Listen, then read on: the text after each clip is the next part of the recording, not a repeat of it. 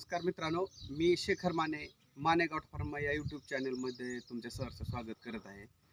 तर आता पावसाळा चालू झालेला आणि पावसाळ्यामध्ये शेळ्यांना येणाऱ्या अडचणी याच्याबद्दल मी तुम्हाला थोडी माहिती सांगणार आहे.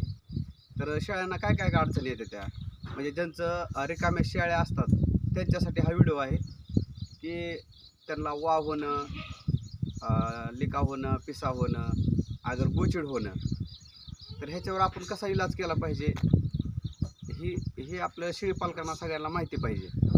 तर काय होतं की खालची जमीन ओली होणार, खालच्या ओलाव्यानं शेळ्यांना काय होतं आजार येणं हे चालूच राहते. तर मी तुम्हाला काय करतो की माझ्या शेडमधलं दाखवतो आता की कसं शेड असताना सुद्धा बघा शेडमध्ये कशी परिस्थिती झाली ती.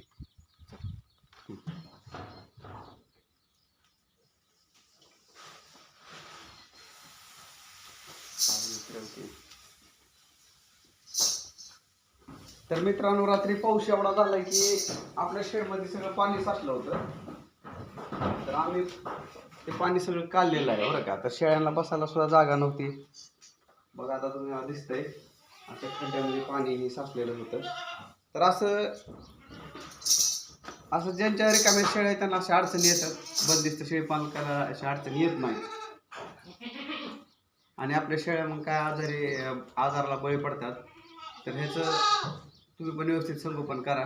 आणि आपण तुम्हाला एक व्हिडिओ टाकला होता की सिमेंट कॉन्क्रीट करून सुद्धा बरं का ह्या पत्र्याच्या सांधेमधून असं पाणी आलं रात्री पूर्ण शेडमध्ये. हे पत्र्याची सांध आहे. तर शेड मारताना असं काय तुम्ही मारू नका. तर हे पन्हाळावर पन्हाळ टाका. काय शेड मारणाऱ्यानं काय केलं की एक पन्हाळ आत घेतलेली एका पत्र्याची. तर तसं नाही, हे पन्हाळावर पन्हाळ टाकायचं म्हणजे मग पाणी आतमध्ये येणार नाही. आणि त्यानं ते पन्हाळावर पन्हाळ न टाकल्यामुळे आमच्या शेडमध्ये पाणी आलं आणि शेळ्यांना बसायला जागा सुद्धा नव्हती रात्री. आणि पाऊस भरपूर झाल्यामुळे लय अडचण आलेली आहे मित्रांनो.